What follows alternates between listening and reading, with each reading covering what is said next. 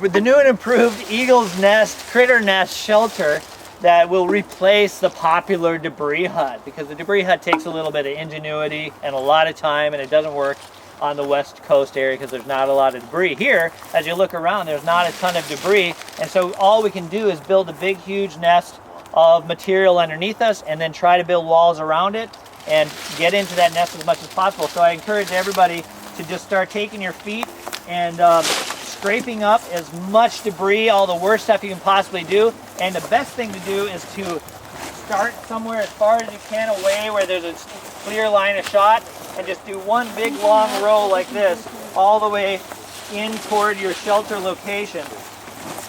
And this is going to be your bottom layer of your shelter. So get it, start out far, and always be brushing and scraping in toward your shelter location.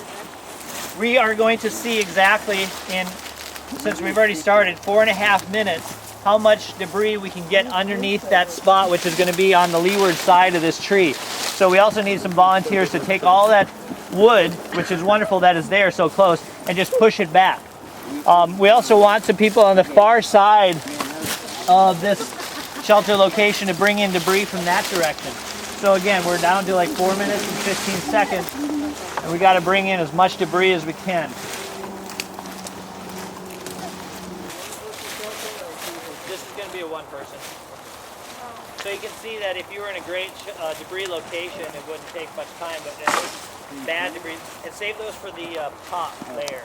Those are the best for right underneath them. Do we want to get rid of this? All the Douglas fir boughs, don't put them on yet. Put those on last. Just put them off to the side for now. Okay. Can that be part of the... Well, remember, the first step on making an eagle's nest or a survival shelter is to position it on the leeward side of some wind blocks. Second thing, get yourself up off the ground. The reason that debris huts don't work very well in a lot of locations, including ours, is that it took, let's see, 16 people 5 minutes to gather this much, which is the minimum amount that you would want to get off the ground.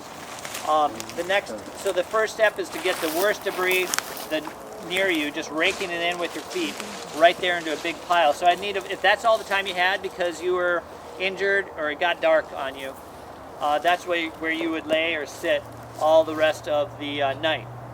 So this moss, again, this is really good for underneath you, but it'll soak up a lot of water over the night. So we'll need something over the top for step 2. But say that's all the time you had. We need a volunteer. Any volunteers that want to come and lay on this? Need a volunteer. Need a volunteer. Come on in and lay it. I don't mind laying on it.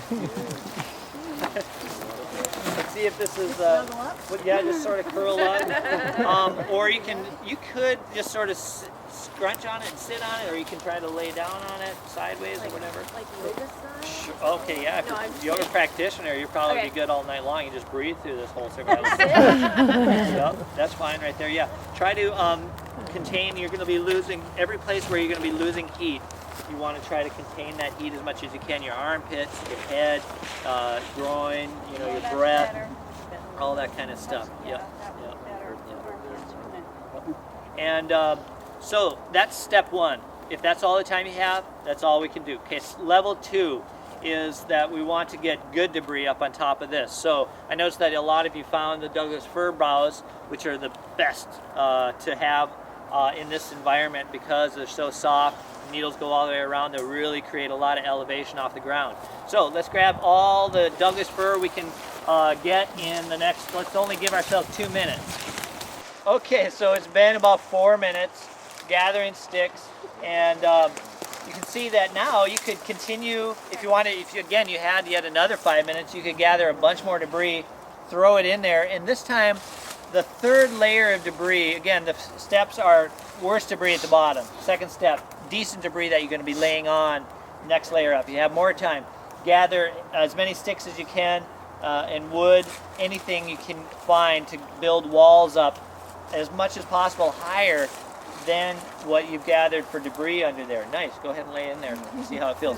The next layer of debris that would be great to find would be, again, these Douglas fir boughs would be fine, grasses, and other things that are kind of like long debris pieces. Leaves leaves wouldn't work so great because they fall off the top of you.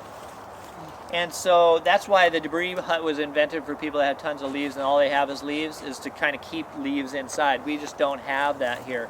And so, very much. So you could, those leaves would go underneath you really is the only place those can go. And so now this next layer, now that we have walls built somewhat, we can put a bunch of more debris of something that will stay over the top of us. Fern boughs, tall grasses, more Douglas fir or other kind of fir boughs. And so let's get somebody laying in there. Go ahead and stay there, Arlo. And could somebody bring those bags of grass we've got over there? And we're going to dump them on top of Arlo. You're not allergic to grass, are you? Okay. Great.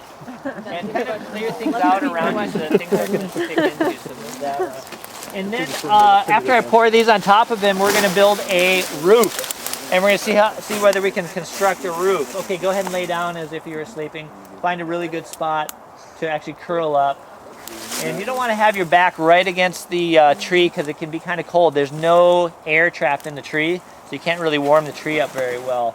I mean, to rest, you can, lean up against it a little bit sometimes. But as far as insulation, okay, so nice job gathering all this grass up. Work hard at that. Oh, don't breathe. So you see, this stuff actually stays together. And breathe through your, by the way, you can put your glove like this to breathe through like this. Yeah, go ahead and throw that on there. Let's see if we can actually get some sort of shingled roof over the top of this. So let's take another like 2 minutes, see if you can gather more sticks and angle them so that we can, at least to the point where we can put our plastic bags over us and keep it waterproof. If you can find any bark that we can shingle over the top of that, that'd be great. Oh, got some bark. Am I supposed to get out? Sweet. No. Look at the shingling starting. And of course for shingling, you start at the bottom. Oh, you got shingles. And now we just need to spend about an hour gathering more of those. And you can shingle this whole thing. However, it needs to be on a support system. So then all these sticks would be better, unless you can find a bunch of them to really make a big lean-to. Not quite yet, no. I would probably break a lot of these sticks down and just create a sloping roof right here. And then if I had even more time, I would shingle that up. So you can see that if you have enough debris, you can go ahead and get out. Finally. And I'm going to try to climb in there unless somebody else wants to. I want to stay in. So this is an adult-sized eagle's nest. Come this way and I'll help you. No, I want to stay in. We need you to come out and then try an adult to get in there. Does anybody want to volunteer or should I do it? He wants to you do it. You do? Payback. So I get it back up into that nice little rose there. Just stay in the tent. If you bring a tent. All right, so I have to say that I really commend everybody's effort very much. And I also am very impressed by the multiple cooks trying to design a pot of stew here. Yeah, I'm allergic to grass too. So, Oh, are you? I'm not that bad. He's not just bad dusty. with this cat. So I'm gonna, again, got stuck in my nose. layer 1, bad debris. Layer 2, good debris. You'll be actually down in there laying on. Layer 3rd step, put in a bunch of walls as much as possible. 4th step, get debris that'll actually stay on top of you. The longest stuff. At that time, it's okay if it rains on you here, as long as you're down in that debris. This is light enough. There's a lot of air trapped in there where yes, you'll be wet and you'll be cold, but you won't be freezing, frozen. If it snows, great. That'd be even better because that'll actually create an airtight, or not airtight, but a nice air pocket in there. Okay, so we're gonna try to get. I'm gonna try to get in there. I can get in. Oh yeah, Why great. can't we do the fire stuff? Here we go. Climb in there, see if you can get totally in there without, and insulate yourself all the way around all sides of you. With grass over the top of you. And so get down there so where you're laying right on the fir boughs. Get your feet down in. Burrow in there.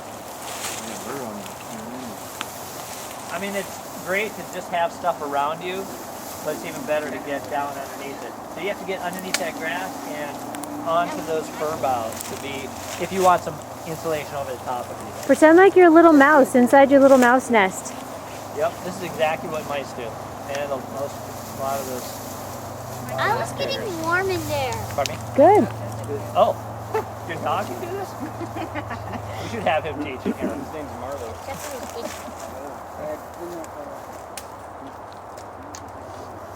All right. Well, it seems like for a short workshop, they may be about as far as we can get. And then you can pull more grass over the top. You just grab it and pull it over.